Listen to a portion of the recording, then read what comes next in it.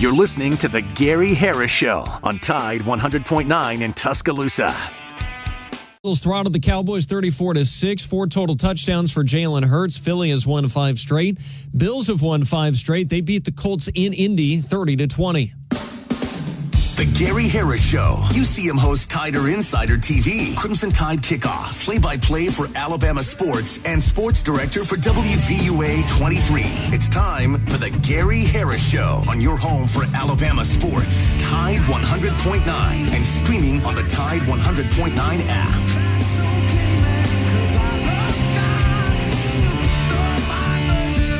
All right, good morning, everybody. Welcome into the Gary Harris Show for this Monday, November 11th, 2024. It's Veterans Day. So right off the top, let me say thank you to all our veterans for your service and what you've done to provide the freedoms and all the benefits that we enjoy living in the United States of America, free country. And we appreciate you very much on this Veterans Day 2024. I'm Gary Harris. Welcome into the program. Chase Brumfeld is in the control room doing all the heavy lifting this morning, taking your phone calls on the Pinnacle Park at North River hotline at 205-342-9904. We'd love to hear from you this morning. Obviously, we got a great show on tap. I'll write it down here in just a second. We'll dive right into Alabama football's huge victory. The beat down on the Bayou is what I'm calling it. We'll get to that in just a moment and tell you who the guests are going to be, and we'll start getting some phone calls. But this hour of the Gary Harris Show being brought to you, as always, by Alabama Credit Union, member-owned and not-for-profit. It really is just a better way of banking. I encourage you to find out more by going to alabamacu.com. That's alabamacu.com. Alabama Credit Union loans for real life. Some rules and restrictions do apply. See if you're eligible for membership. Then join today and feel good about your money. And put a little extra change in your pocket. All right, here's what we got lined up for you today. Rod New York from TiderInsider.com. Tider Insider TV coming up at 9:30. We can't wait to talk to Rod coming off this LSU game. At 10 o'clock, Darrell Furman, former Alabama linebacker, who is now, of course, heads up Letterman of the USA, which is an unbelievable organization, and they do a lot for veterans. And today being Veterans Day, we're going to have Darrell on to talk about some events that they've got coming up to celebrate our veterans. And at 10:30, Casey Smith on golf, and we'll get him back in his regular slot today, talk some golf, and also, of course, talk some Bama football and basketball with Casey as well coming up at 10:30. As I said, your phone calls are welcome on the Pinnacle Park at North River hotline at 205-342-9904. Well, Alabama is back in business, and we talked all last week about the importance of this game at LSU, what it meant for the two teams. And we, like everyone else, understood that whoever won this game was going to be in pretty good shape, and whoever lost it was basically their season was going to be done as far as the college football playoff is concerned. Well, Alabama is the one that's moving on to a possibility of a great season, and LSU will have to try to play it out and, make their season as best they can. But Alabama went down to Baton Rouge, and we discussed the record a lot last week. The Crimson Tide was 29-10-2 all-time in Baton Rouge. They're now 30-10-2 all-time. Alabama, I understand how difficult it is to play down there. I've been down there a number of times. At night, I realized the history and the intimidation factor of that stadium, but it's never really applied to Alabama. And the Crimson Tide on Saturday night absolutely put a beat down on LSU. 42-13, 21-6 at half. LSU did not score their touchdown. They had 2 field goals. They scored their only touchdown in the final seconds of the game. And they worked to do it. I mean, I'll give them credit for that, I guess, because most teams down 42-6 would have just went ahead and ran the ball and got it over with. But they kept their starters in. They kept in Nussmeier at quarterback, kept in their offensive line, and they were focused on trying to score a touchdown. And there in the final seconds they did. And 42-13, the final. Alabama now moves to 7-2 overall, but more importantly, they move to 4-2 in the SEC. And with 3 games left, including 2 SEC games, Alabama not only has opened up the possibility of the playoff, there's a chance now that they could get to Atlanta and play for the SEC championship. So, it's weird how things can come around when you win a big game, and that's what Alabama was able to do. Listen, there are always in a game like this a few plays that kind of determine. You look at 42-13, and it is a blowout. But there were plays in the game, had they gone the other way, the game might have been different. I mean, really, on the first possession, LSU won the toss, deferred. Alabama got the ball, had an illegal procedure before they ever ran a play. We thought, like Tennessee again, we're like, oh no, here we go. And but there was a second, I think, in 19 on that first drive, and Milroe was pressured like he might be sacked, got away because of his athleticism, rolled to the right, and found Ryan Williams. It might have been a second 15, but whatever it was a big conversion, and Alabama went down the field and scored. LSU was down 14-6. Alabama went for it on a 4th and 1, didn't make it, and I'm trying to remember exactly what it was. Or it might have been, it was 4th and 1, didn't make it. And then LSU, Nussmeier got hit and fumbled on the next play, and Alabama wound up scoring there to go up 21-6. And then 21-6, LSU driving, looking to cut it to 21-13. And Nussmeier was picked off in the end zone by Deontay Lawson. Those plays, if they go the other way, it might be a different game. But once LSU missed some opportunities and Alabama got them down in the second half, they just put it away. And Jalen Milroe, this is the kind of Jalen Milroe that when he plays like this, Alabama's going to be a hard out, tough out for anybody. 12 of 18 through the air, just 109 yards, but no interceptions, no touchdowns. But on the ground, 12 carries for 185 yards and 4 TDs. That's 2 years in a row. He's just absolutely gashed LSU with the run game. 8 touchdowns in the last 2 games. He averaged 15.4 yards per carry and had a long of 72. And, I'd said they had to get the running game going. I was hoping they would have the backs involved a little bit more, but the run game with Milroe was phenomenal. Reminded me a lot of Auburn under Gus Malzahn when they had Nick Marshall as their quarterback. Nick threw it well enough too, but boy, his ability in the run game was just was phenomenal, and that's really what you had with Milroe on Saturday night. We've seen it before from him. When you just decide that you're going to run him some, and of course he can create too on his own, but he gets going. Boy, they're scary. I'm talking about Alabama. He is such an incredible athlete, and absolutely he terrorized LSU. Statistically in the game, Alabama it was pretty dominant. They had 420 yards to 343. And a lot of those yards for LSU, again, came on that last drive. Alabama's defense was good. Again, time of possession, which is a big one. Alabama, 33 minutes and 55 seconds to 26:05. No turnovers for Alabama, 3 for LSU. 2 interceptions from Alabama against LSU's offense, and that fumble recovery that we talked about. Penalties were about even. Wasn't still great for Alabama, 7 for 74, and LSU 7 for 65, but at least they kind of canceled out.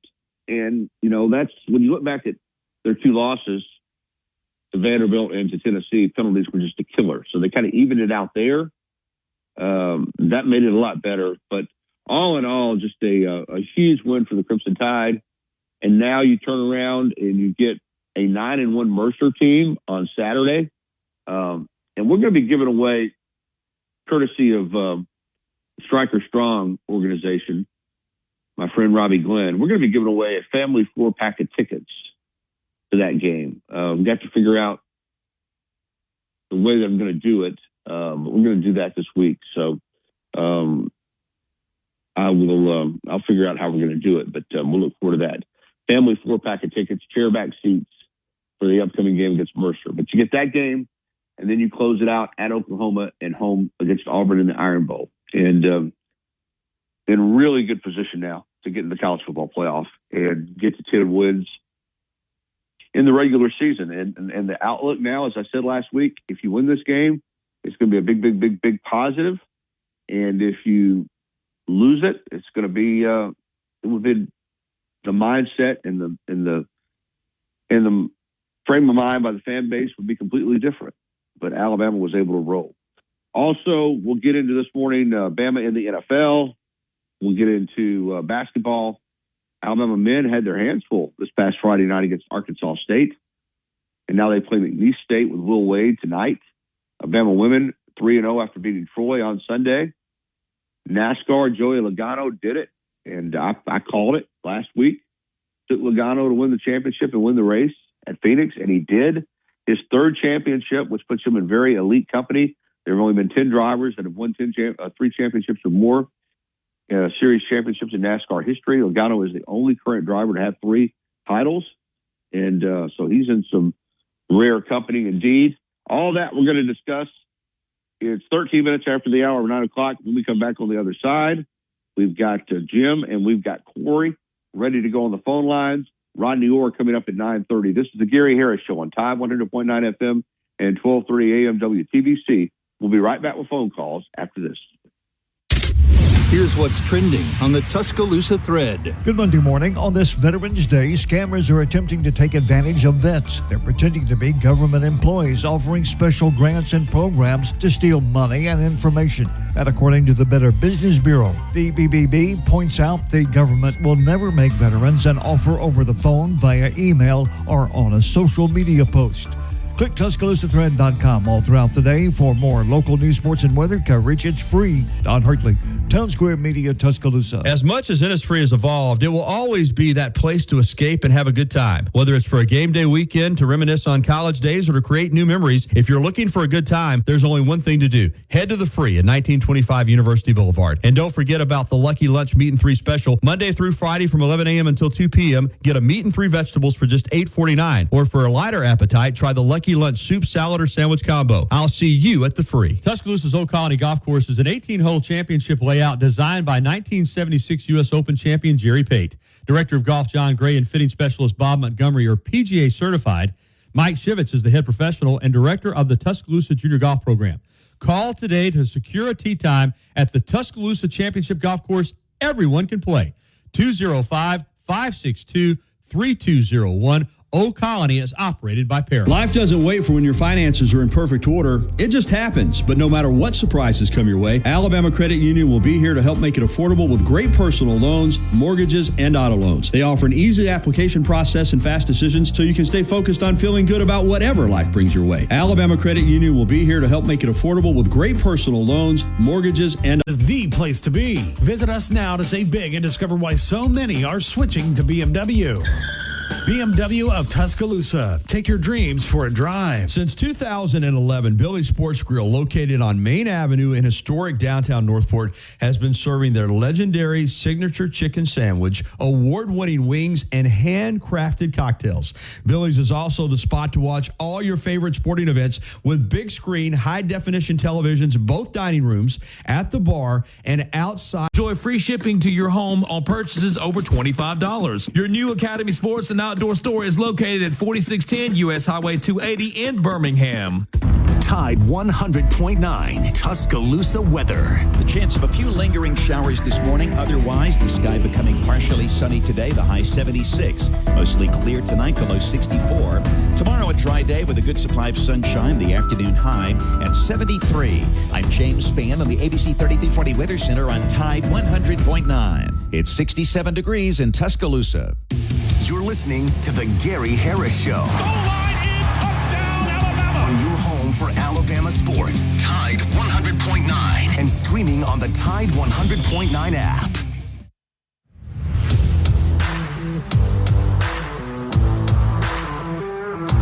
(9:17). Welcome back into the Gary Harris Show, this Veterans Day edition. We appreciate all our veterans, again, for their service to our country. We're going to get to some phone calls now. We're going to lead it off with Jim, and then we'll get to Corey on the Pinnacle Park at North River Hotline. Good morning, Jim. How are you? All right. The A&M Texas loser's going to have 2 losses. If Georgia beats Tennessee, which, wouldn't shock a lot of people, you could have 7 teams tied for second place with 2 losses. And I'm hoping it will be that, chaos. Maybe the SEC will change, the top, go back to divisions or something. Because if you got that many teams, a lot of them didn't play each other head to head. So then, it's going to go down several tiebreakers. And, computers, a computer's going to determine that. And I, thought we was trying to get away from computers, but I guess I just hope it's chaos, 7 teams tied for the second spot. Well, it could be. Of course, before they go to the computer, they'll go through a tiebreaker system. They'll have a formula in place. So we'll see how it plays out. I mean, it's still there's still some football left. I think there are some teams that Alabama probably one of them that if they finish 10-2, might prefer not to play in the SEC championship game. So. But, two teams are going to go play in it. And as you said, if Texas wins out, they're only going to have the 1 loss. And you can say the same thing for A&M. If they win out or Tennessee wins out, they're only going to have, 1 loss as well. But you could still have a situation where you have 2 teams with 1 loss. If Tennessee wins out and Texas or Texas A&M went out, then those 2 teams would play with 1 loss. So you still have a scenario where you could have 2 1-loss teams that go too. But we'll see how it plays out. But you knew that this was going to be a byproduct of adding 2 more teams, as you kind of alluded to, and not having divisions. That you were opening yourself up to have a kind of a wild run here at the end. Yeah, and if that does happen, where Tennessee loses this weekend. Other than the, A&M Texas, which would give that team 2, none of them 7 teams that could possibly have 2 losses would play each other, the rest of the season, so they'd be anybody knocking each other off. So like I said, the chances of that happening probably ain't going to happen, but I'm just saying, I just assume it happens to cause some chaos, get a bunch of people. Because I heard on another radio show, local one this morning, the guy was talking about it could come down to Missouri beating Arkansas and, going down the tiebreakers where Alabama would get in. But if Arkansas won, LSU could get in.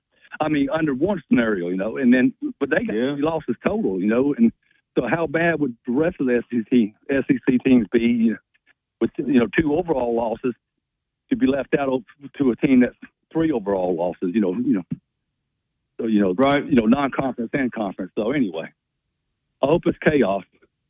Well, it looks like it could be for sure. Thank you, Jim. Good to hear from you. Hey. All right, let's keep it rolling, and let's get to Corey over in Trussville this morning here on the Gary Harris Show. And one quick thought before we get to Corey. Jim does lay out some scenarios. We laid a lot of those out with Gary Stokan this past Friday on the show, President and CEO of the Peach Bowl, and he is a really knowledgeable college football man.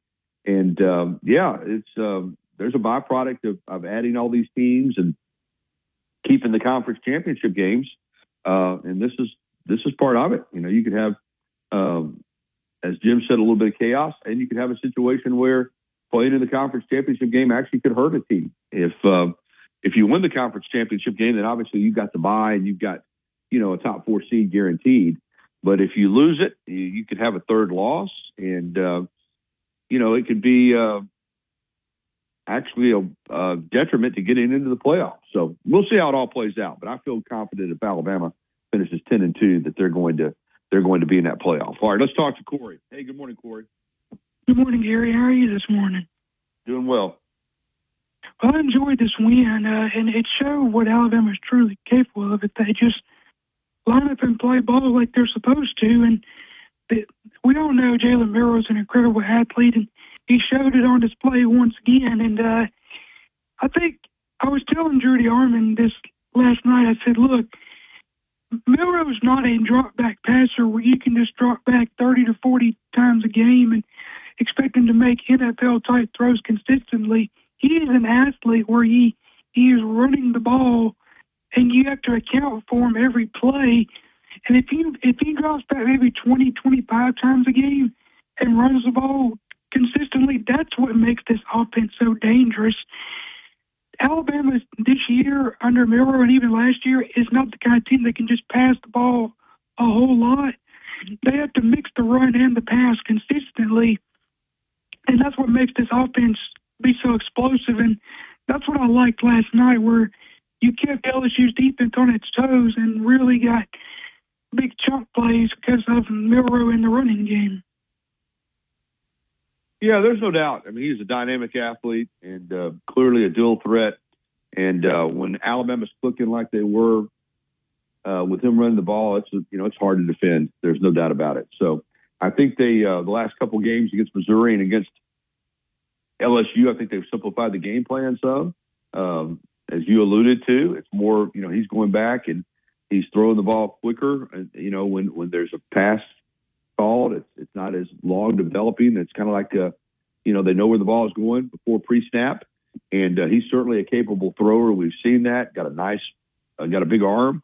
And but you're right. When he's running the ball, boy, it's tough on the defense now. I'll tell you that. There's no doubt about it. So yeah, that offense that we saw this past Saturday night is going to be hard for anybody to handle. And I still want to see the running backs involved. I think that, and they were involved. Jalen did the majority of the statistical damage running the football, but those running backs had some quality runs as well. And the offensive line did a nice job.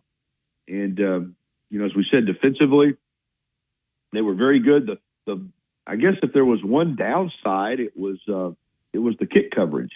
The LSU kick returner, including on the first kickoff, they had about a 50-yarder.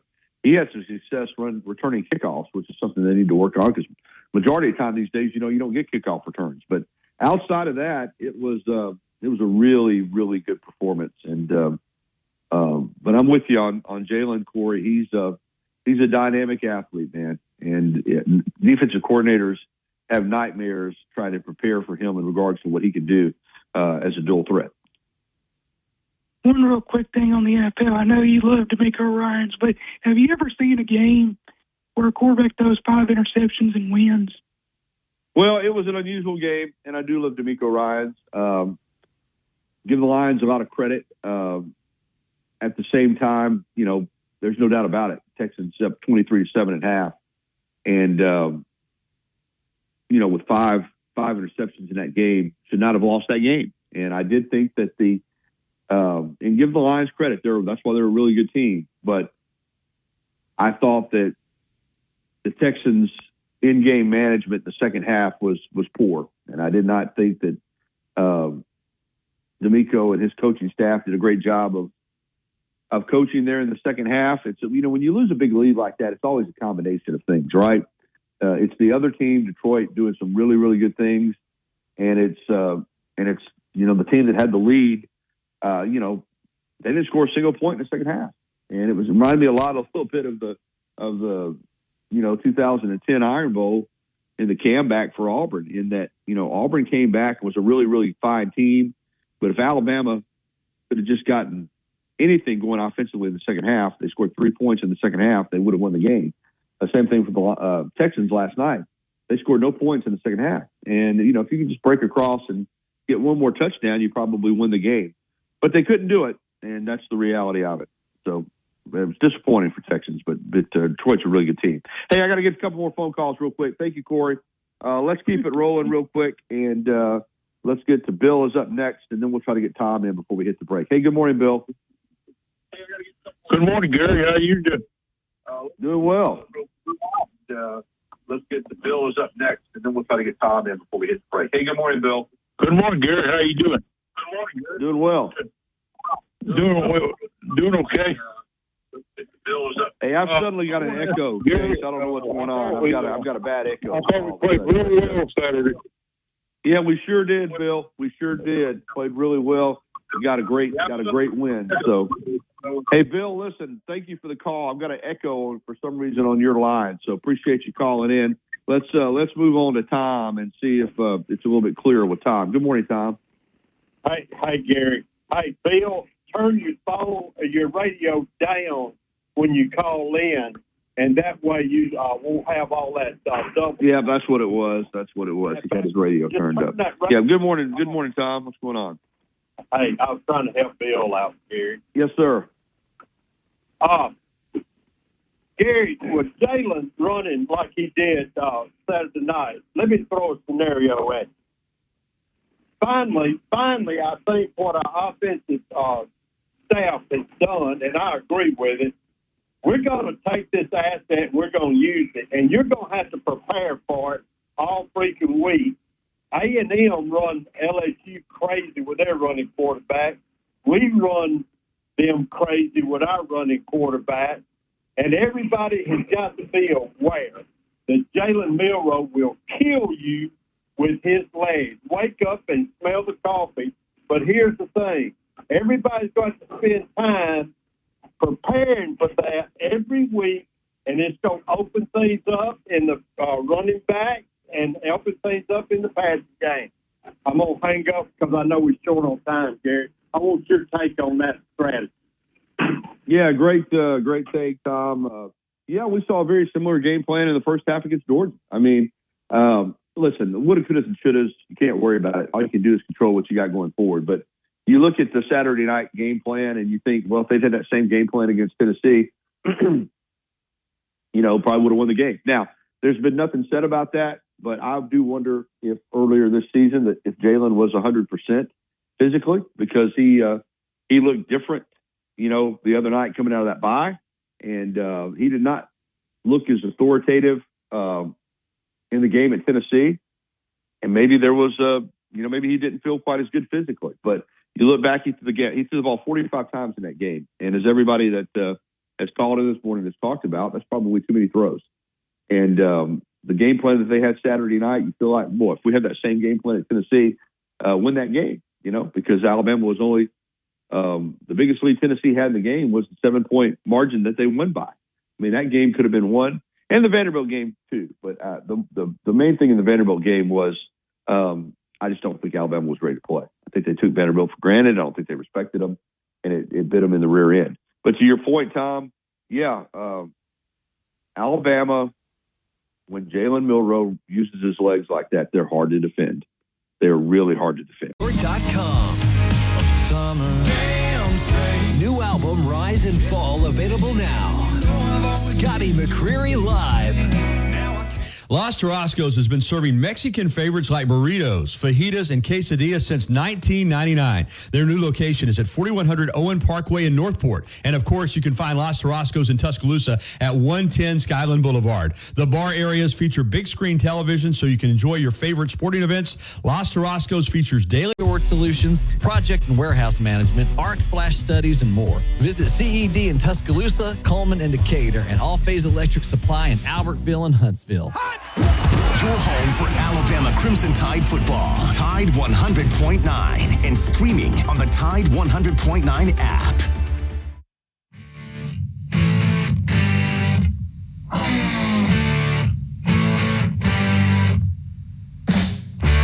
All right, 9:33. Welcome back into the Gary Harris Show. It's time for Rodney Orr from TiderInsider.com, Tider Insider TV.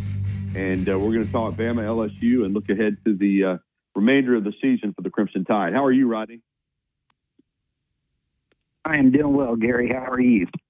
Doing very well. Good to have you. And Bama did what they've done so often down in Baton Rouge, and that's beat LSU handily, or beat them handily in this case. Now 30 wins, 10 losses, and 2 ties against the Tigers in Baton Rouge. But this one was particularly sweet because of what was on the line for the Crimson Tide. 42-13. Rodney, you've had a couple days now to digest it, and what are your takeaways from what was a dominant performance by the Crimson Tide? Yeah, I think it's extremely encouraging for a lot of reasons. I think, obviously where Kalen DeBoer is, there's over the last, 7-8 games, you've got 2 losses, and that's something that Alabama fans just aren't used to, right? And kind of the response to that. And so I think, for where we are, I felt like it was an extremely big game for him. Not that his job was at risk or anything like that, but I mean, just to kind of get the positive feeling out there among fans, that were a little skeptical, I guess. How would Alabama respond on the road against a quality SEC opponent? And I think when you watch this game, Alabama was ready to play. I mean, they played clean. There were no turnovers. Again, they had 7 penalties, but not nearly as bad as what they've had in some of these other games, especially on the road where they've really struggled with that. They didn't make mistakes. It was LSU that made a lot of those mistakes that Alabama's made throughout the season, whether it was the fumbles, the turnovers, throwing the interception in the end zone, missing a play here, missing a play there, crucial penalties here and there. So Alabama this time was the team that played really clean. So I think the preparation that they had was great. They were ready to play, and to go on the road and to perform the way they did, I think is a great sign moving forward. We'll get to the defense in a moment. Another great performance by them as they're starting to really come around. But offensively, you look at what Jalen Milroe did with his legs, and it was a phenomenal game. 12 carries, for 185 yards, 4 touchdowns. It's 2 years in a row. He's just gashed them with the run game, and he was fairly efficient in the passing game. You have to remember that it was raining. 12 of 18 for 109 yards, no touchdowns, but no interceptions. And the game plan, and we saw this a little bit against Missouri, although the running game was more with the running backs than with the quarterback, but seemed to be simplified a little bit. Some of the passing games seemed to be, pre-snap where you knew where the ball was going, and then obviously once he gets downhill with that running game, he was phenomenal. But it was efficient, and it was very effective what they did on Saturday night offensively. Yeah, I think, when you start thinking about LSU Tiger Killers, Jalen Milroe's a guy that years down the road, people will remember that, right? I mean, it was John Alexander going down there to Baton Rouge in 96 and running for 291 and 4 touchdowns. And then Kevin Norwood kind of developed that reputation in LSU coming up big. And now, Jalen Milroe, what an incredible 2 games he's had. 155 yards, 4 touchdowns last year, and 185, 4 touchdowns this year. Just amazing, So I guarantee you the LSU fans will never forget him. But with all that said, no, I think, again, I think credit goes to Kalen DeBoer and Nick Sheridan as they've kind of sorted things out as this season's moved along about, which is the best direction, what is comfortable, what is Milroe comfortable doing, what is he best doing, and kind of getting all the pieces together and gaining an identity or building an identity. I think we started to see it come around in the Missouri game when early they came out. They, as you said, simplified things, however you want to phrase it. The short, quick throws, taking some of the pressure off of Milroe. He threw it 45 times against Tennessee. He only threw it 26 against Missouri, and that number dropped to 18 against LSU. Again, the weather conditions might have had a little bit to do with that against LSU, but nevertheless, I mean, now they put him in a situation where, use your legs. And I think that's something they've been encouraging him to do. Obviously, a lot of his runs in this game were design runs.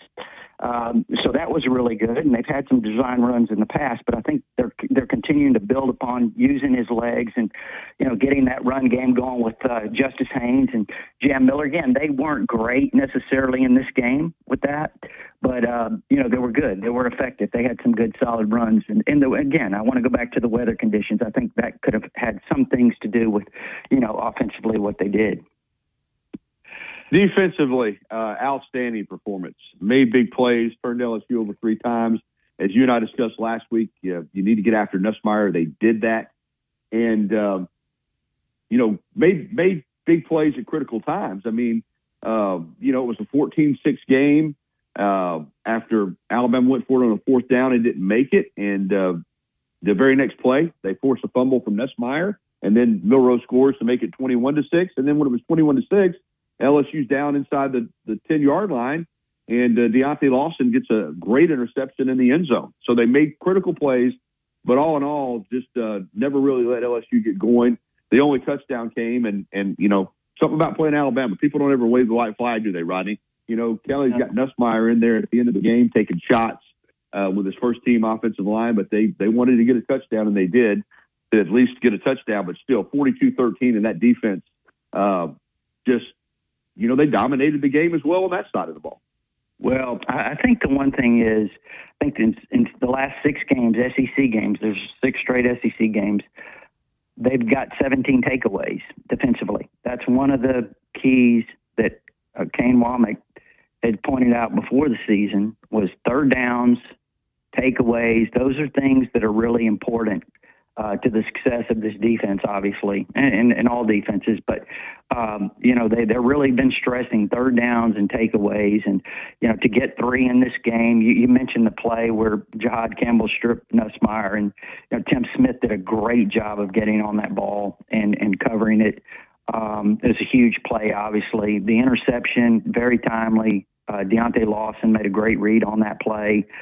So now, instead of the defense giving up a crucial play here and there, we're starting to see, we saw it against Missouri, we began to see it against Missouri, we saw it more against LSU. The defense is now making those plays.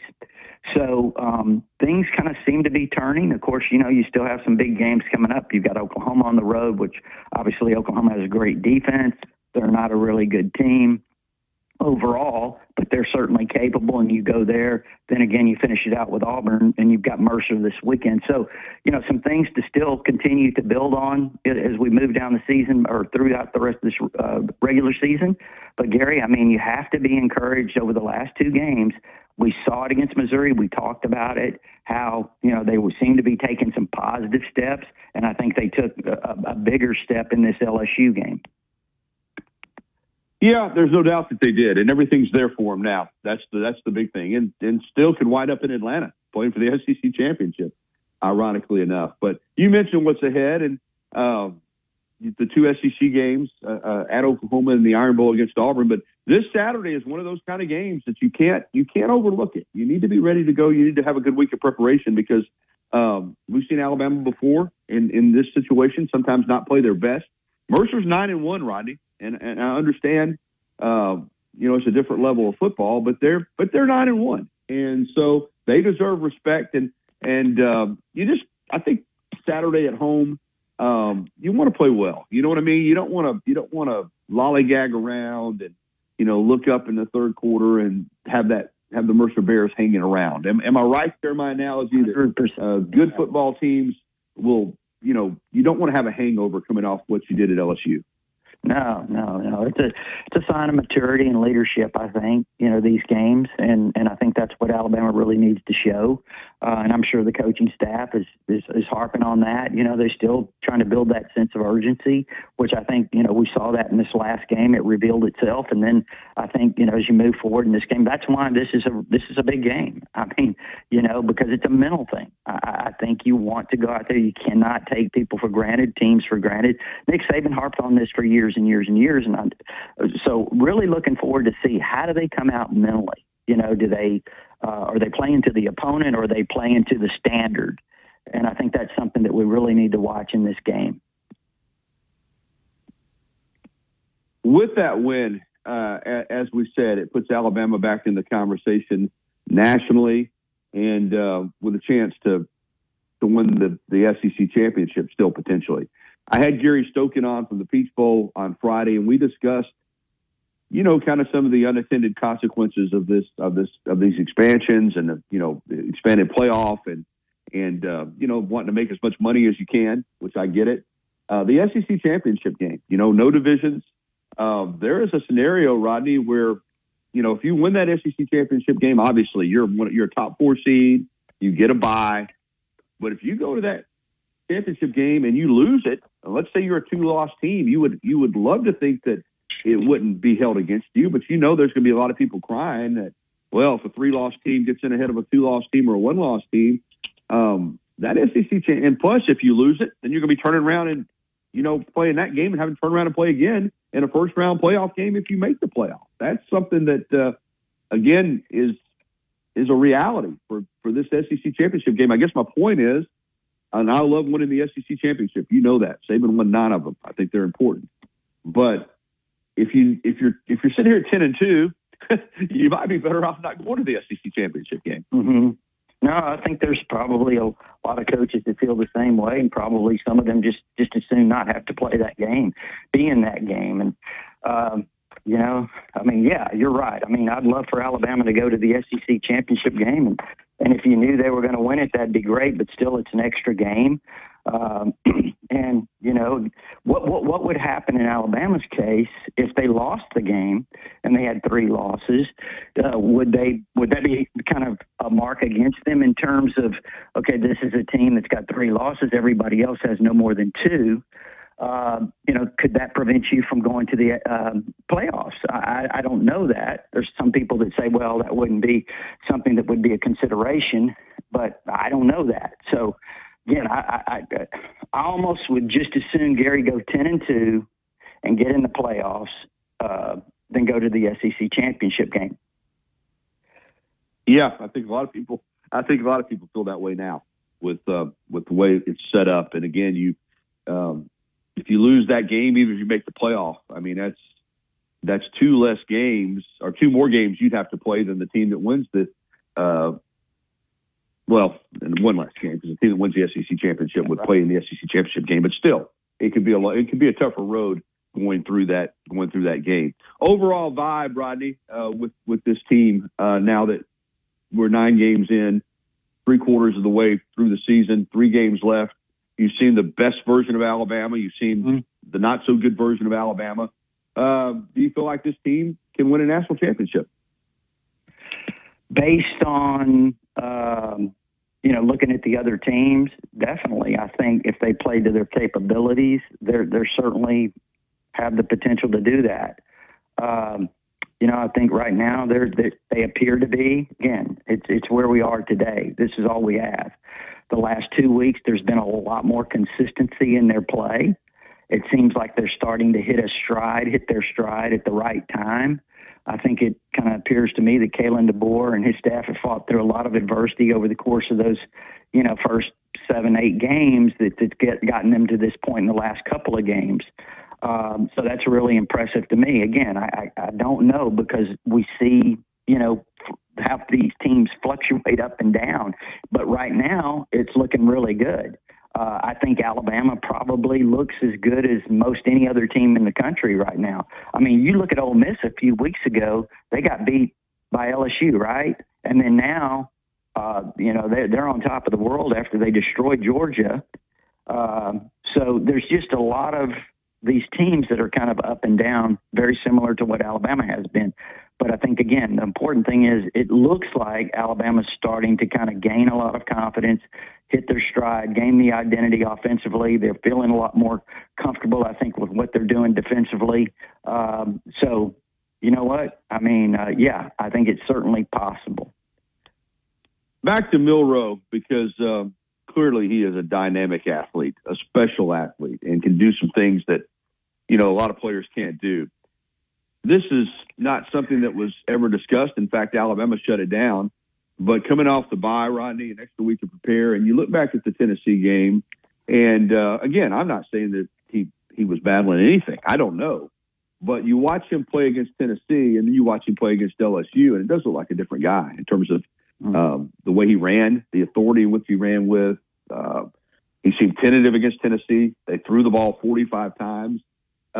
I do wonder if maybe he wasn't 100% in some of these games, and getting to the bye really helped him because he looked like a different quarterback in terms of the way he was attacking the running game against LSU as opposed to some other games that he's played in. Did you pick up on that at all?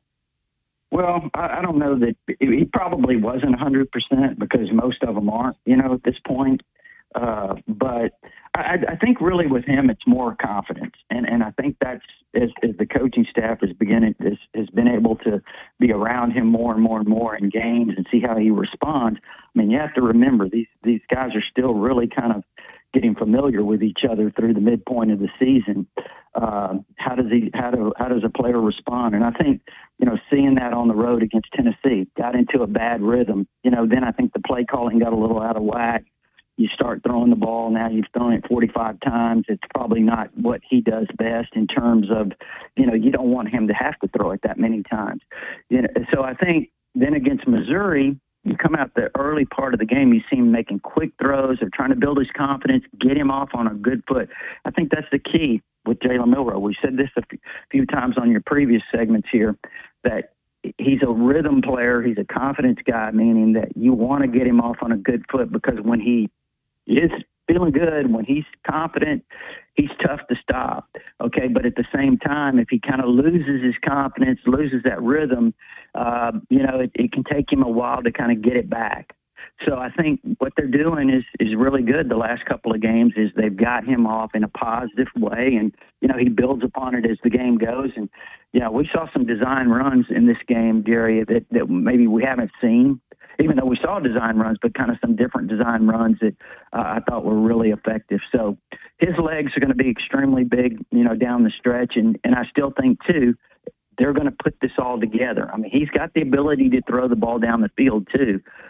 So if they can put all these pieces and parts together here, down the stretch and then into the playoffs, this is what really could make Alabama a dangerous team. For Kalen DeBoer and this coaching staff, and we're getting short on time, Rodney, but I'll ask you this, and I think obviously we know the answer. What a difference, a game can make. If Alabama loses that game, which they didn't, everything surrounding the program is negative. The goals would still be the same moving forward to try to, build a championship caliber program. But this one result kind of impacts your fan base and the entire town. And I think it was big for Kalen DeBoer to win that game, Rod. I just think, you fought 0-3 on the road in the SEC. Never having won a road game, you get 3 losses, which probably puts you out of the playoff. But winning that game, the mood is just completely different, right? And the confidence level in this coaching staff is, it's one result, but everything goes up a notch in terms of positivity when you win a game like this. Yeah. Like I said earlier, I think it was a really big game for Kalen DeBoer, his coaching staff, for that reason. To kind of get things off get it back to a positive vibe, as you said. Now, I know Alabama fans, I see it on my board, suddenly they've gone from thinking, this is going to be a dismal first season to, hey, we have a chance to win the national championship or get into the playoffs and maybe have a chance. And again, you asked me the question, does this team have the potential to win the national championship? And I think they do. Now, I wouldn't predict that right now, obviously, but at the same time, based on what I've seen, they do have that potential, and I think that's kind of the vibe now among the fans after this game. So it's really important, that the way they were. And again, I can't stress enough just how well prepared that Kalen DeBoer and his staff had this team ready to go to Baton Rouge. All right, Rodney, we're back on Tider Insider TV tomorrow night at 6:30, and WVUA 23 is back at full power. So we're back on all the cable and satellite systems. Happy about that. And, of course, TiderInsider.com is your everything Alabama site. Yes, it's TiderInsider.com. It's only $48 a year, and you can get instant access with your credit card if you prefer. There is an address there to send a check that gives you all our premium information. But also, Gary, our community there of Alabama fans, man, a lot of great stuff. From contributors, members, and all that really, if you're an Alabama fan, it's all right there. Whether it's, during the game, Gary, I bet we had 70 pages of posts, okay, 70. And then the basketball game, the way they're responding there on TiderInsider.com to this basketball team, the interest level, extremely high. So there's a lot going on constantly there at TiderInsider.com. No doubt about that. TiderInsider.com, just $48 a year. Thanks, Rod. Okay, buddy. Take care. All right, we'll be back to wrap up hour number 1. Get you ready for hour number 2 here on the Gary Harris Show on Tide 100.9 FM and 1230 AM WTBC. Coming up on The Game with Ryan Fowler. Coming up on the Monday edition of The Game, we're going to recap Alabama and LSU. We'll do the good, the bad, and the ugly. The good is sponsored by Daniel Moore. Hopefully we're recapping an Alabama victory. Either way, we'll take your phone calls. We'll talk to Drew DeArmond. We'll talk to Barrett Salee. And we'll talk to Martin Houston, all starting at 2 p.m. here on The Game on Tide 100.9, 1230 WTBC, your home of Alabama Crimson Tide Sports. The longest longest running sports program in Tuscaloosa. Fridays at the Free at Innisfree Irish Pub, 1925 University Boulevard, downtown. Come join Wyatt Fulton for lunch at Innisfree Irish Pub. If you haven't already, you've got to try Tuscaloosa's unique breakfast, brunch, and lunch concept. Brick and Spoon, downtown Tuscaloosa, Timerson Square. It's fresh food with a Cajun flair featuring a full bar with build-your-own Bloody Marys and mimosas. Open daily, 7 a.m. until 2 p.m. Available for after-hour. Today's repair and the future repairs. No overtime charges on weekends and holidays. No hassle guarantee. Adams Heating and Cooling, 205-872-0045. Tide 100.9 Tuscaloosa weather. The chance of a few lingering showers this morning. Otherwise, the sky becoming partially sunny today, the high 76. Mostly clear tonight, the low 64.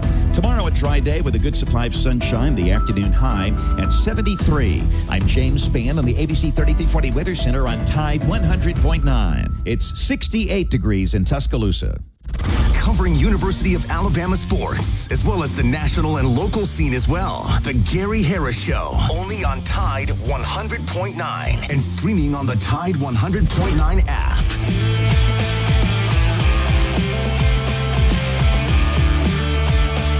All right, 9:58. That is going to wrap it up for hour number one of the Gary Harris Show, brought to you by Alabama Credit Union. Hour number two is coming up, and we'll get to more phone calls. We've got a couple of guests. And we also got Kalen DeBoer sound from Saturday night after the LSU game. If we get an opportunity, we'll run that as well. So stay tuned for another hour of the Gary Harris Show. We'll be back with hour number two right after this.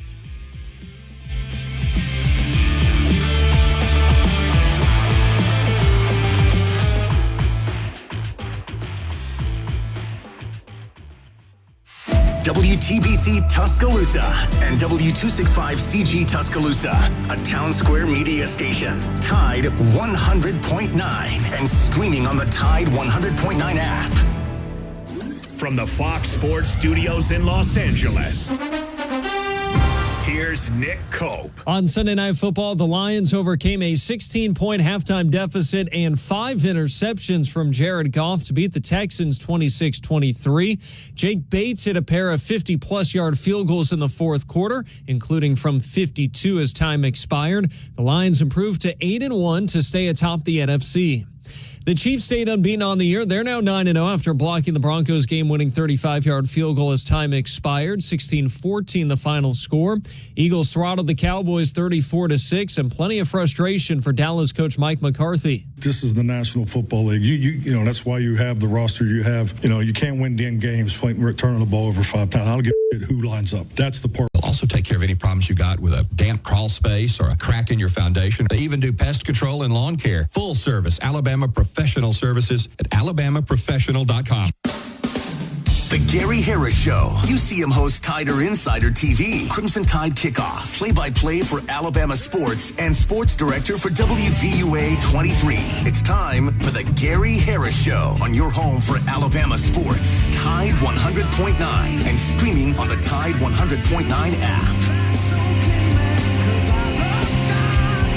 Welcome back into the Gary Harris Show, hour number two. Gary Harris, Chase Brumfeld with you here on Tide 100.9 FM and 1230 AM WTBC.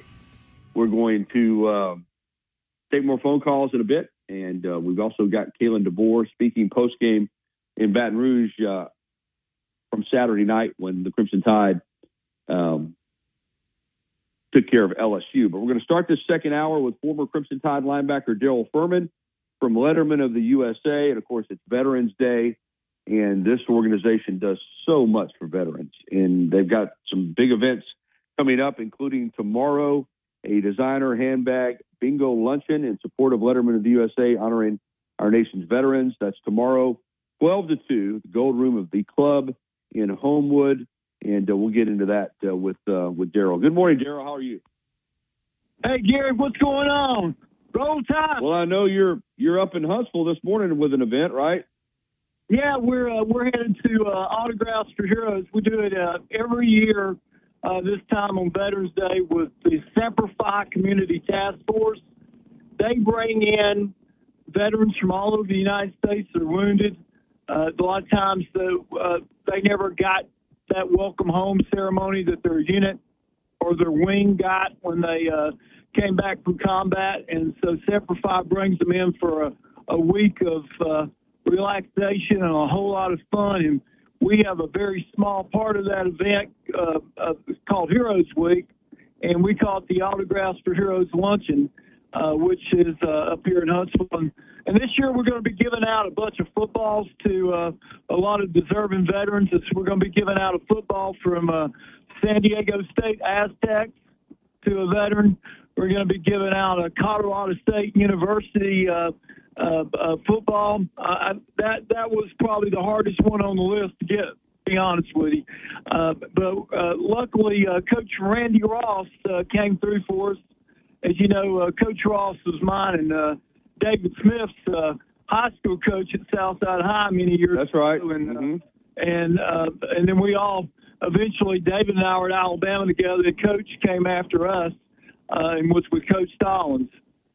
So big shout out to Coach Ross this morning for all he does for the Letterman USA, him and Miss Ann. Yeah, and he listens often. I feature him on the show from time to time. I'm glad you mentioned Coach Ross. I need to get him back on here soon. So, yeah, outstanding. And then, as I said, tomorrow over at the club, really special event coming up. Yeah, we've got it's going to be an inaugural event for us. We're going to have red, white, and blue bingo with JJ.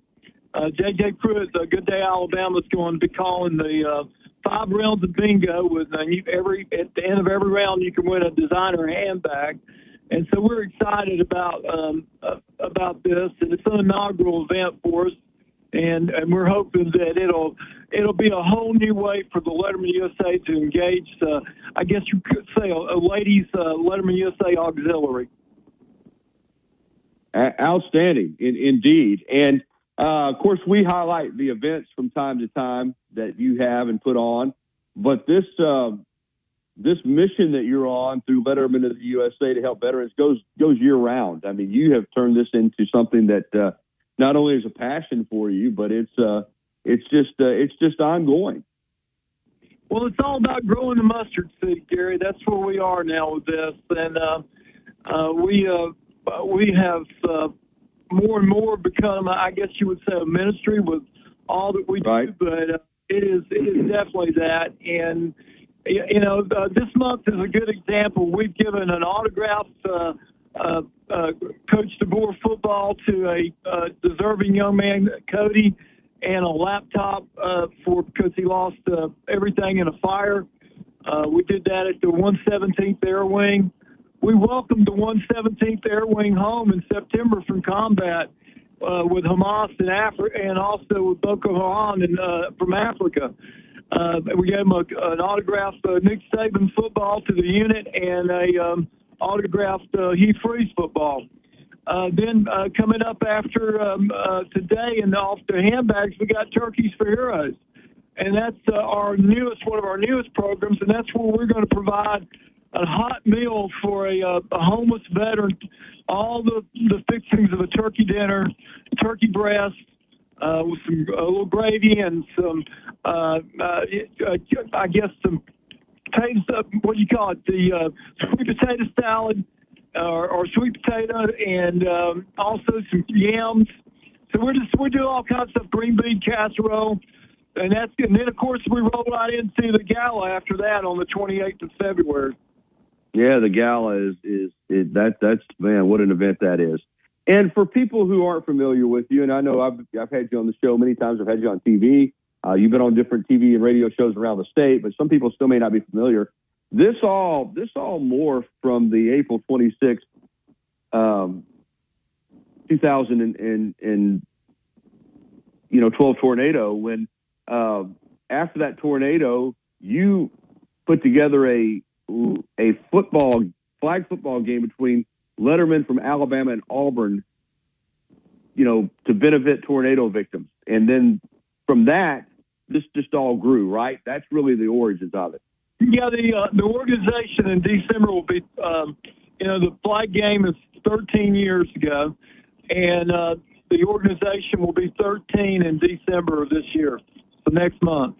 And so we have we've seen a lot, Desmond and Todd and John and Coach Ross and Brian Cunningham we've seen a lot. We've seen the organization become a lot more than I think any of us really ever thought it could be. So it's now got an outreach. Today, when we finish giving these footballs, Gary, we will have given over 550 footballs to wounded veterans across the United States, their favorite college football team and head coach. Yeah, amazing. Yeah, and I think it's in 2012. The tornado outbreak, of course, was 2011. You mentioned, been 13 years. Yeah, it's remarkable what you've done and the people that you've helped. And we've discussed this too before, and I'm going to get to a little football discussion with you before we wrap it up. But veterans, I know a lot of people don't understand. I mean, they feel like, well, we have VA hospitals and we have pensions and all of that, but a lot of our veterans slip through the cracks and are hurting around this country and don't have medical care and don't have a nice place to live. That's something that I think you brought to the forefront is the amount of veterans that are struggling, and that should not be the case in this country. Well, in the Birmingham area, 80% of the homeless population are veterans, and it's pretty incredible number. And so what we're proposing to do, which gives me an opportunity to tell your wonderful listening audience about this, we're proposing a Heroes Village, a Letterman USA's Heroes Village, of 120 tiny homes, 600 square foot homes, with a chapel, a place that they can learn to fish again if they choose to, and an assisted care facility, which will be for Korean War and Vietnam veterans. And a lot of our efforts now are going towards securing land and acquiring the necessary, contractors and people that we'll need to accomplish that goal. Wow, just great stuff. All right, well, we're looking forward to continuing to track what you're doing and having you on again. While I've got you as a former Alabama football player and an Alabama letterman, what did you think of that performance down on the Bayou Saturday night with Alabama 42 and LSU 13? Man, I don't think they knew what hit them down there. I really don't. I was watching it in the comfort of my easy chair, and Susan and I we were stunned because we'd had friends say, after what team is going to show up, and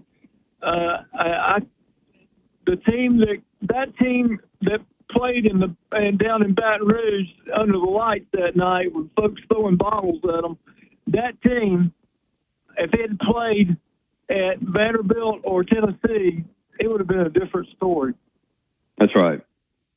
That's right. But hopefully going forward now, there's plenty are going on right now, maybe. But this team is multi-talented. Yeah, they really are. And when Milroe gets it going with those quarterback runs, they are a nightmare for an opposing defense. That is for sure. What's your impressions? You mentioned giving away a Coach DeBoer football. What's your impressions of Coach DeBoer? Have you had any interactions with him? And what do you think of him as Alabama's head coach? We haven't had any, except that he has signed some footballs for us, and we're very appreciative to the athletic department for helping us with that and accomplish that. That's really been helpful this year. So, other than that, that's about it. I haven't. With everything the way is progressing for the Letterman USA, it gives me very little time to come to Tuscaloosa these days, unless I'm working down there with the VA or something. I got you, my friend. All right, well, we're about to close it out one more time. If people want to get involved with the Red, White, and Blue Bingo tomorrow over in Birmingham, Homewood at the club, how do they do it? Yeah, just go to lotusa.org. lotusa.org. You can purchase your tickets there. I think there's some links on social media. You've probably got those links, Gary. So you can just go to our Facebook page, the Letterman USA Facebook page. It's out there. I'm sure Elaine Line has got it all posted up out there as well. So, it's that simple. And come to the club. It's going to be a lunch at 12 to 2 with JJ and have a little bingo. Have a little fun with bingo. This is a different event for us. We're excited about it. And thank you for letting us tell your listening audience about it. Thank you so much, Daryl. We'll be talking again soon. All right, brother. Roll Tide. Have a good day. All right, Daryl Furman from Letterman of the USA. It's 10:13 here on the Gary Harris Show. Hey, the YMCA of Tuscaloosa is ready when you're ready for the Y. It's just that simple. Great facility, 2300 13th Street. Terrific organization, awesome personal trainers. They've got spin classes. They've got fitness classes. They've got silver sneakers for seniors. Whatever you need in terms of your life for health and fitness, it can benefit you at the YMCA of Tuscaloosa. So get on by and see them. If you're not a member, get signed up and become a member today, like I've been a member for over 20 years, and you'll certainly enjoy not just the YMCA, but the community of people that make up the membership. It's a great place to work out, and you'll make a lot of friends. All right, we'll be back with some phone calls. Free shipping to your home on purchases over $25. Your new Academy Sports and Outdoor store is located at 4610 US Highway 280 in Birmingham. Tide 100.9 Tuscaloosa weather. The chance of a few lingering showers this morning. Otherwise, the sky becoming partially sunny today, the high 76. Mostly clear tonight, the low 64. Tomorrow, a dry day with a good supply of sunshine, the afternoon high at 73. I'm James Spann on the ABC 3340 Weather Center on Tide 100.9. It's 69 degrees in Tuscaloosa. Need to know what's going on with the Crimson Tide? Then subscribe to our YouTube channel for exclusive content on your home for Alabama sports. Tide 100.9 and streaming on the Tide 100.9 app.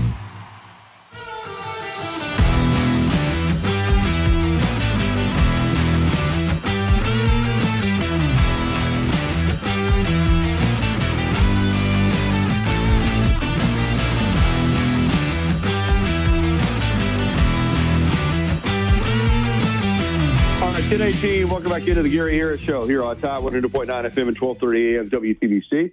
I'm Gary Harris, and we're going to jump back out on the Pinnacle Park at North River Hotline and talk to Robert. Hey, Robert, good morning. Good morning, buddy. How are you? I'm doing well, my friend. Hey, buddy. I saw Drew up there Friday night. I figured you were doing high school football, but basketball, we're good. We're deep. It's going to take some time to figure out the rotation. I think that's what these games are for. I was really impressed. There's a big guy. He's like 6'10" or 11. He's the backup 5. He's a behemoth, huge guy, but he moves great. He's going to be good, man. He's not playing behind. You're talking about Sherelle, yeah. Yeah, but he's really impressive. To be 8, is he a freshman? I assume he's a freshman. Yeah. Yeah. He's not 20 years old. He's a freshman. He moves well. We're going to some games we're going to need him if Cliff gets in foul trouble. And number 2, if you ever just want to play 2 bigs, he's good, man. And it's just not your normal kind of 5 that we've had here in a long time. I love Reed. Reed's a maybe one and done guy. He's one of our top 5 players. I don't know if he'll start or not, but he's really good. The thing is, you got 4 guards. All 4 guards can play. You have the Auburn kid. You have Reitzel. You have Mark, and then who am I leaving out, Gary? Who's the other one? Phelan, whatever's that from Mobile. The Baron Fileline, yeah. Yeah, those 4 guys can play. So there's 4. You have Cliff is 5. The backup 5 is 6. And then you got Stevenson. I call him Larry Bird, the guy from North Dakota, South Dakota. They all could play. I just don't know how you play 11 every night. I don't know how he's going to do it. But production-wise, the 2 guys, Stevenson and Grant, they're just not as productive as some of the newer players. So I don't know if any of those guys are going to be starters or they come off the bench. So there's my basketball thing. And football, the Oklahoma game with their great defense will be a great test for us to kind of springboard into the playoffs. It's going to be a very tough game. They've got a week off to prepare.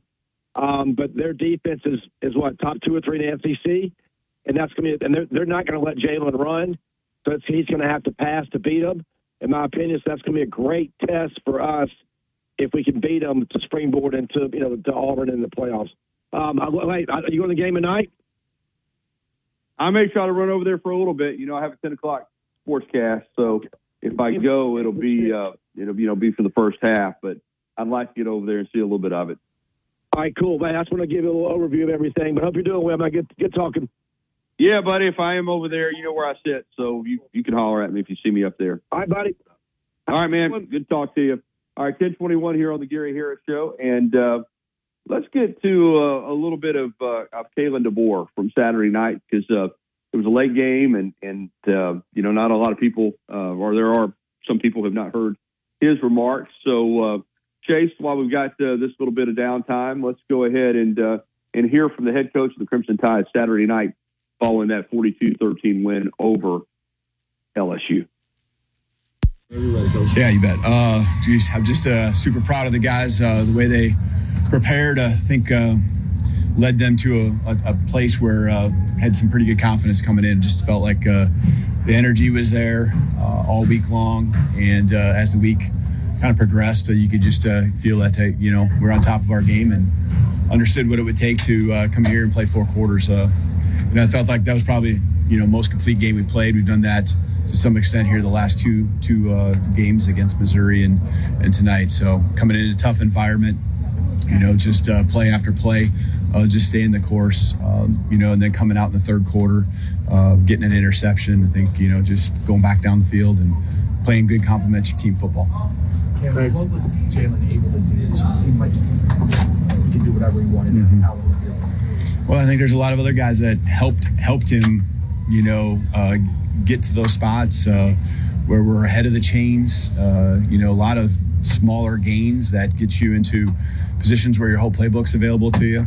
And obviously he's got a superpower when it comes to running the football. You can see him not just be a guy that gets first downs, but finishes in the end zone. And so him doing what he did early on, just really got kind of the ball rolling there, and made the throws that were timely when needed. And other guys continue to step up. Again, when we stay ahead of the chains and whole playbook's available, a lot we can do. Charlie, go ahead. You had a lot of big plays on defense with the tackle by Kimani and Pride to kind of set up that first field goal. How big is that just for defense? Yeah, absolutely. Just think, you think about the score and the touchdowns for us when we got in those moments, and then holding to field goals and just being able to slowly extend the lead, putting the pressure, on them every time you have a drive, and, you're swapping field goals for touchdowns. You don't like that, but for us, I thought that was huge. And I love where our defense is at right now, where, they might give up a play here and there, but they move on to the next one, go out and execute. And, they're getting that mindset where 1 yard's too many. They didn't want to give up that touchdown at the end either, so a lot of pride right now in that on that side of the ball. Nick? Yeah, on the defense, what was Kane's approach, game plan? What did he do effectively to limit Ian Forsgard, Nussmeier did those turnovers? I think we had to just keep mixing up what they were seeing, and he's a great quarterback and, can kind of predetermine a little bit of where the ball might go. And I thought that, just over the course of the week, you could see the wrinkles that we continued to add a play off a play, just really be effective. And I think that was the case, again, just mixing up the defenses, mixing up the pressures, and just making plays when we had a chance. There was a couple tackles we missed, a couple edges we gave up, but for the most part, I thought we were pretty sound, lined back up and played ball again. Tony. You're kind of speaking again against the defense. The interception by Deontay in the second half, they drove down, completed 2 fourth-down conversions on that drive, and then he stops them. How big was that for momentum to kind of keep things going after the break? Yeah, absolutely. I think that's one of the biggest plays there in the game. I mean, there's a lot of them, right? But that coming out of the locker room, that feeling where, hey, just don't give them a touchdown early or give them any points, and to take that wind out of their sails, get the takeaway. And then, I believe we went right down the field, and got the points. Big swing of energy there and momentum. Katie, all right. We had talked earlier this week about having a faster start on offense. You obviously scored on the first drive tonight. How confident were you with the plan for that first offensive drive and then plays for the execution? Yeah, there's plays that you're making, and I believe a completion on third down think about how big those are. Those plays that you forget about because it wasn't the touchdown. But those conversions right there are the ones that, extend the drive and allows you to, keep stacking plays and understand what you're seeing and verifying that it's what you really were preparing for, and feel really good about the plan. So, with the weather and the elements, we knew that, having a controlled run game, was going to be really, really big. We popped some explosives with Jay Mill, but, just continue to wear down those couple, 2 and 3 yard plays that we had early on turned into 5, 6, 7 as the game wore on. Chase. Yeah, staying with the weather, it was in the forecast all week long. Did y'all do any wet ball practice during the week or kind of anticipate it? Yeah, we did, especially early in the week, Tuesday. Felt good about, what I loved about our guys is that they're asking, we had just all kinds of ways to get water on the ball, get out on the arms, on the body, on the hands, and running backs and receivers just putting their hands back, asking, to get them wet, and making that challenge not just something where they're annoyed by it, actually asking for it, knowing full well that could be the case. And, we were prepared for it. I feel, you look at really no turnovers, right? No turnovers on the game. Really, that's a big difference in the game. And our ball security, I thought, was on point.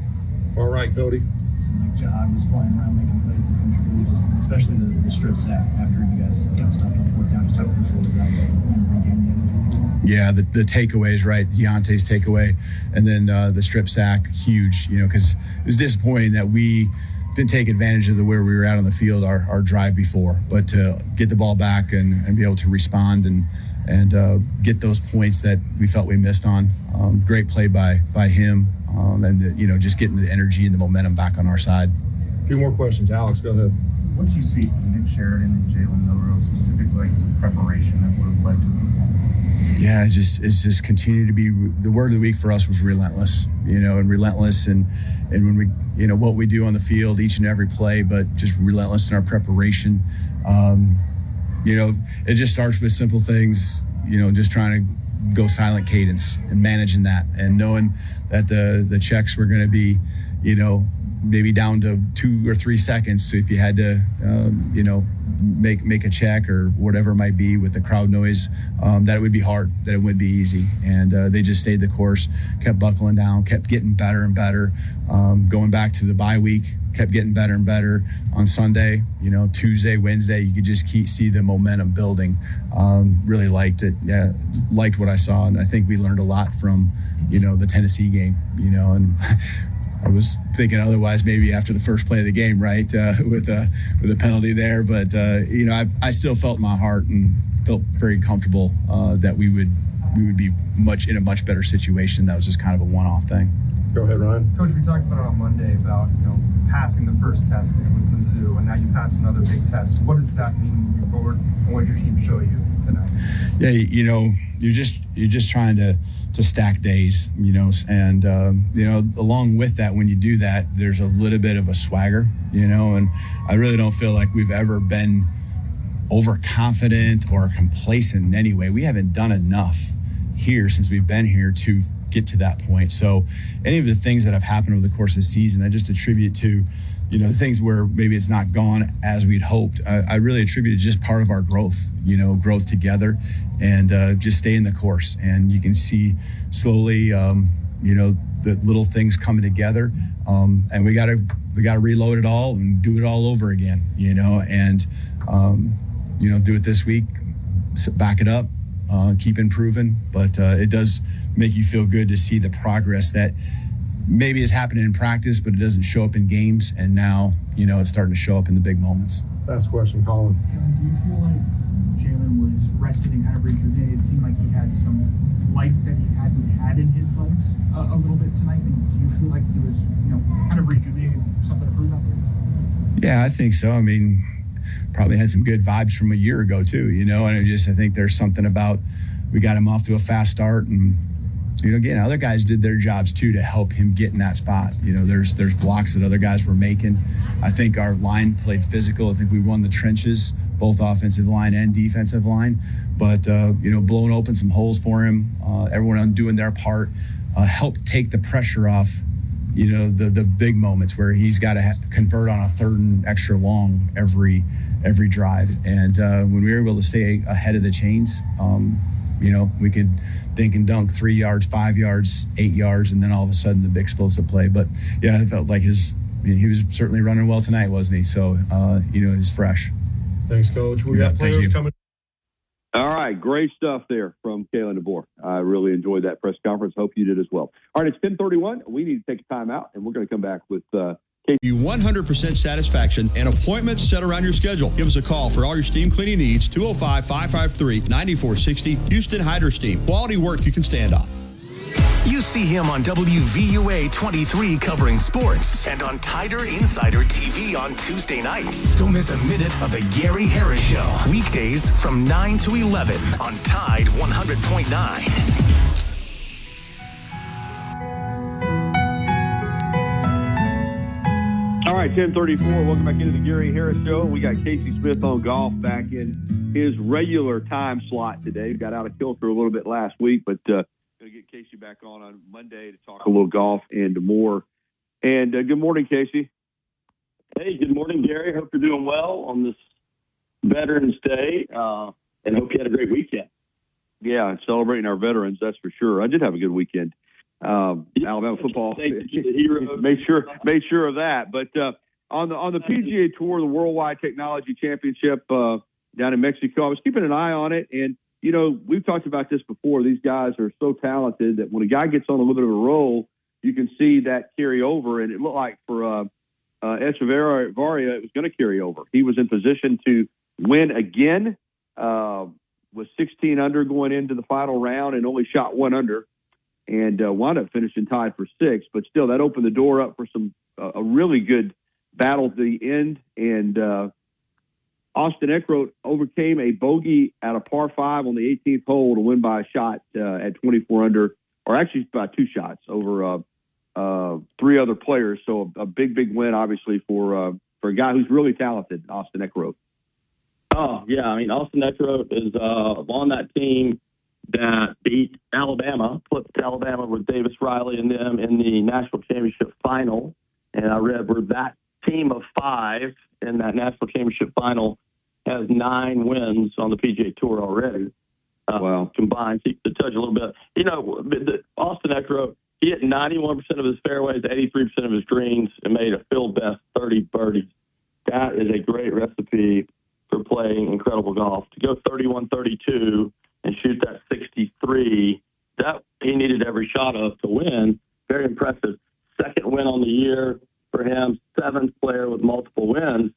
And he is, he got all those exemptions and everything else coming with him that's found his job.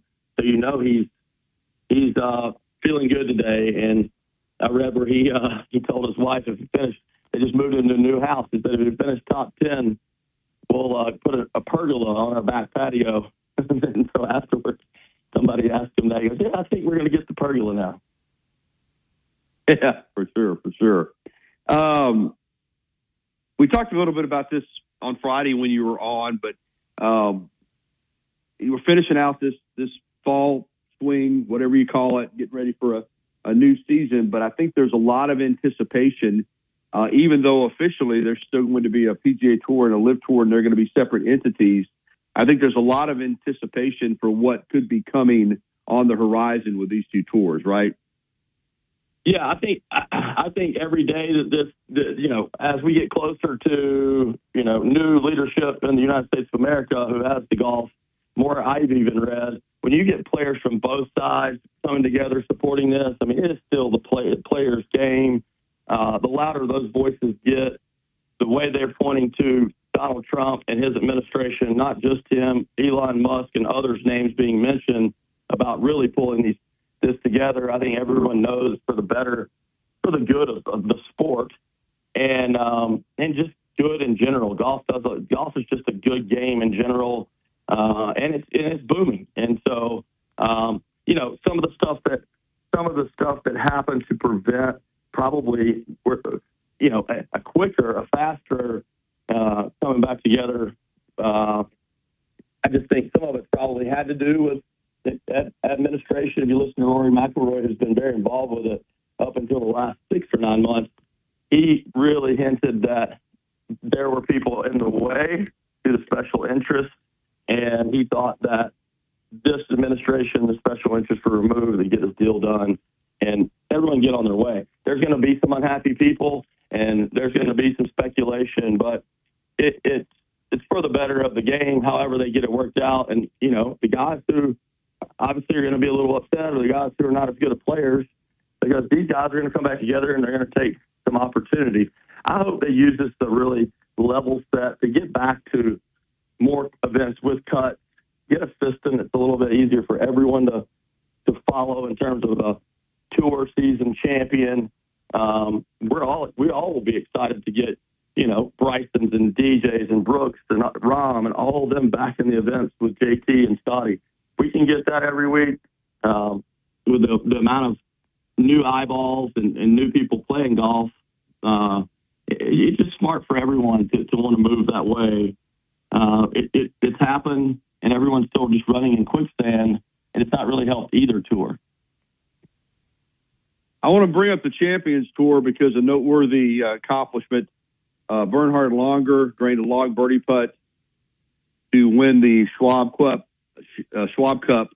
for an 18th consecutive year to win on the Champions Tour. And you think, well, they're all senior players, but there's a big difference between being 50 and being, I guess, whatever Bernhard is now, going on 68. 60. And what a remarkable career this guy, on the regular tour too, but his fitness level and the fact that he's still a premier player, 17, 18 years after he turned 50. I guess that goes to show you what golf can be. And also, but I wanted to give him a shout out because that's pretty remarkable. Yeah. I mean, I made a note to say, everyone out there that's listening that wants to play golf in extended time. I mean, the guy obviously looks like he takes care of himself. He obviously has to have played at this level for so long. He won a golf tournament, a professional golf tournament. I think this is the greatest. It's one of the craziest accomplishments of all. In 41 of the last 46 years, that is truly insane. And we're talking European Tour, PGA Tour champions. He didn't win them on. It's not mini tour stuff. He has won and won forever, and it's just a beacon of consistency. It just makes it look really easy. And, I think I heard where his goal is to try to win until he's in, his goal is to win at 70. So, he's getting closer. And, some of our guys on that tour, Joe Durant, they've finished in the top 28. Dickie Pride finished 57th for the year. Boo Weekley, 60th. John Houston, 84th. Davis Love, affiliated with Alabama Golf, 107th. And I heard he's about to play a lot more this coming year. And Jason Bone really used to have a good year at 122. That wrapped them up. And, if you shift back to the last two events to the PGA and the FedEx Cup fall, where we're really getting down to the very end here, you've got our guys really needing some help. Back when you get to really hadn't changed at the top with JT and Steph, and Nick Dunlap stays at 49, and Patton Kazires at 75. He's safe. Lee Hodges at 79. I saw he was at the LSU game. He's safe. 87th is Davis Riley. He's safe. Bud Cauley at 151 needs to have a good 2 weeks here. And Robbie Shelton at 157. He made the cut and finished in 60th, and he went backwards this week. And, Wilson Furr at 183 and Trey 201 who missed the cut. This is the week of the Butterfield Bermuda, and then next week they end at RSM. This is the first week all year where there will not be a player in the top 50 in the field. And so some of those guys really have a chance to go. And it's you'll see a lot more of them next week just because there's a lot of tour pros, based out of there. They like Sea Island, easy to travel to through here. But it'll be interesting to see if it's Dunlap's there. I'm hearing that probably not. So I think his season just may be pointing towards next year. And it makes a little sense if you look back as to when he started his prep started really, he never took a break when you talk about going from one college season to amateur season to college season to your off season in college where you really don't stop when you're there, and then you come out and you play a college season, you go play a PGA Tour event and win. So it's just, they were talking like 24 months basically without a break. So I think he's probably on the shelf until the fall. The only reason any of them will play that's out inside are you're trying to get inside if you're not already inside that top 60, 70 to play in those elevated events. But yeah, so Bermuda will be the first fall event without any of the new minted top 25, top 50 players. So coming down to the wire, some of these guys need a really, really big finish.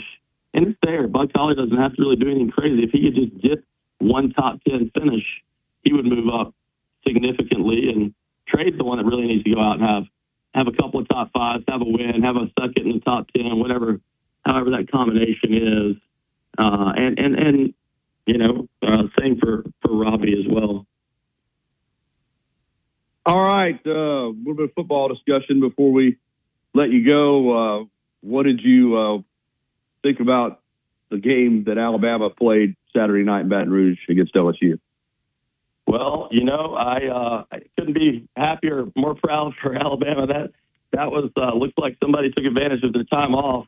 I mean, looked like they were playing at just a different level, different speed, and great job all around. Coaches, players, everyone just seemed to be dialed up, and I think that's inspiring for the fans and control our destiny. We've been saying it every week, keep winning. You know, it's a new age for college football, right? And I think we all are learning how to deal with how it's going to go. You really just got to get in the playoffs, and that's the whole thing. I think it's a weird place to be in.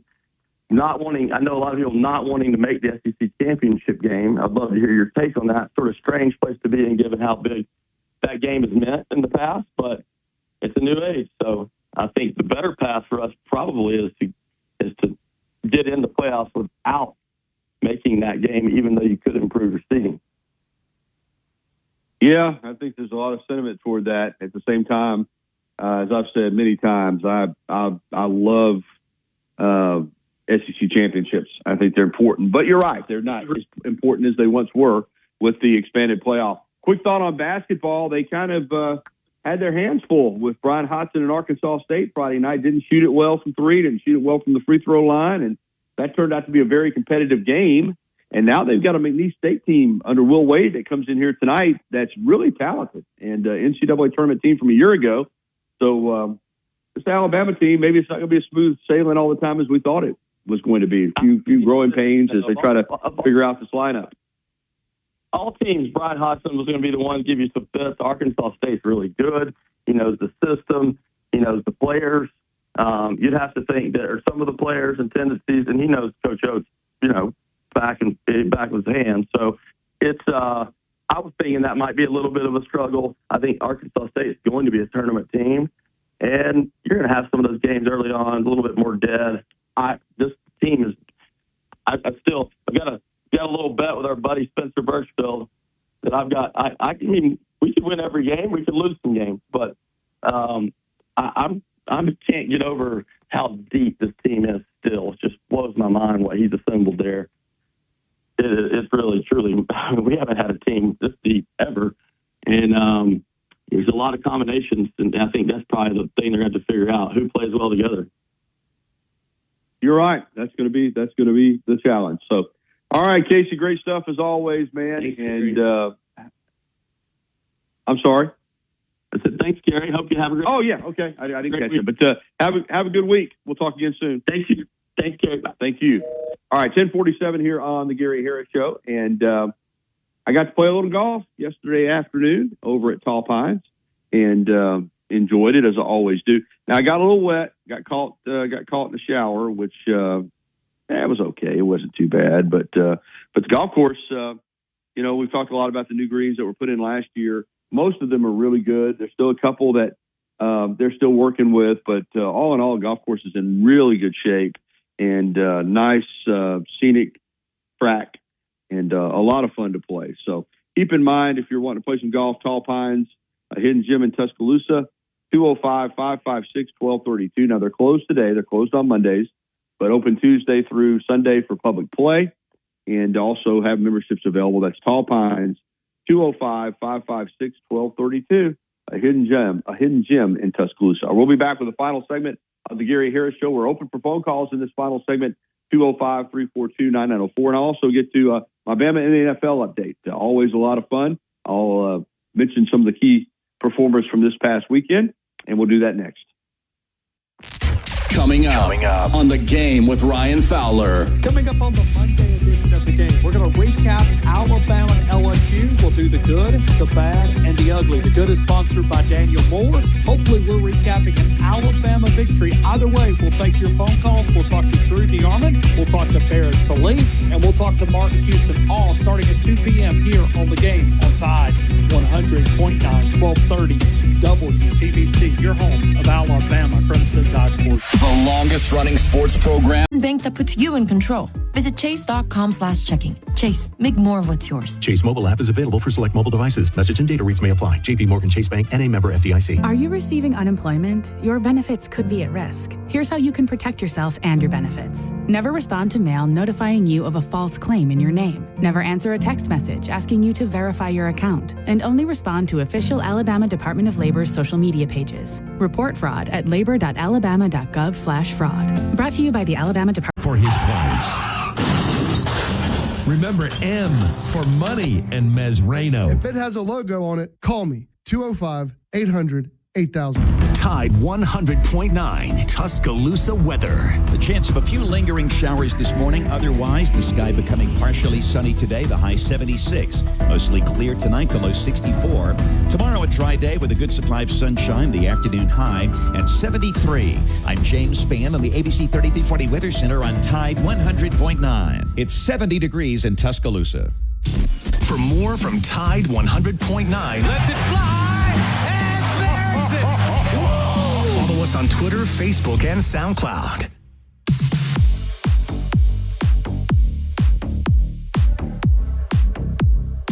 .53, welcome back into the Gary Harris Show, winding it down. Bama in the NFL, always so much fun if you're a football fan. Some of the top performances from Sunday, Calvin Ridley, 5 catches for 84 yards and 2 touchdowns for the Titans in a loss to the Chargers.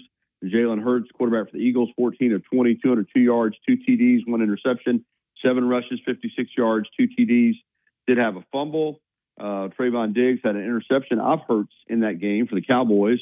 Jahmyr Gibbs for the Lions, 19 rushes, 71 yards, 2 catches for 37 yards. Jameson Williams for the Lions, 3 catches, 53 yards. Brian Branch for the Lions against the Texans, 10 tackles, a tackle for loss, a quarterback hurry, 2 pass deflections. He's really, really, really good. John Mechie for the Texans against the Lions had 5 catches for 74 yards and a touchdown. And to come back from cancer the way he has done, just an amazing and a great game last night for him. Let's see, Najee Harris, 21 rushes, 53 yards and a touchdown for the Steelers. Mac Jones got the start for the Jaguars in place of the injured Trevor Lawrence. Didn't play very well. 14 of 22, 111 yards, no touchdowns, 2 interceptions, 5 rushes for 8 yards with a touchdown. Did have a touchdown, but had a fumble. Anthony Jennings had a really good game for the Patriots. 4 tackles, 2 tackles for loss, 2 sacks, 3 quarterback hurries. That's a big game. Bryce Young got a second straight win at quarterback for the Panthers. 15 of 25 for 126 yards, 1 touchdown, no interception, 2 rushes for 30 yards against the Giants. And Ashawn Robinson in that same game for the Panthers had 7 tackles, 2 tackles for loss, 1 sack, 1 quarterback hurry, and he forced a fumble that in overtime led to the winning field goal in that game. So those are some of the top performances for Alabama in the NFL for this week. And of course, back on Thursday night, we talked about it on Friday. Derrick Henry had 16 rushes for 68 yards and a touchdown, and 1 catch for 3 yards in the Ravens win over the Bengals, and just continues to be phenomenal at the age of 30. All right, that's going to just about wrap it up for today's show. A reminder that you can catch me on TV tonight with your local sports on WVUA 23, and we are back on most of the major systems now. Cable, satellite. Our transmitter has been repaired, thank goodness, at WVUA 23. And as I said, because of that, you can now watch us back on your cable and satellite systems. So really happy about that. Tomorrow morning at 9 a.m., it's the Tuesday edition of the Gary Harris Show. And the Rocket Man, Drew DeArmond, 977 ESPN Radio in Huntsville will join us. Kayla Anderson from Nashville will join us with the Titans Report and more. And we'll look forward to visiting with you again on Tuesday morning. So for Chase Brumfield, I'm Gary Harris. T-Town Sports Daily with Wyatt Fulton is coming up next from 11 until noon. Then it's the Miller's Edge from noon until 2. And then Fowler will take you home with the game from 2 until 6 this afternoon. Have a great day, everybody. It's still warm and pretty outside, but forecast says it's going to be cooling off some here by the end of the week. So maybe we'll have some football weather for high school playoffs on Friday night and for Alabama against Mercer on Saturday afternoon. That's all for the Gary Harris Show. Have a great day.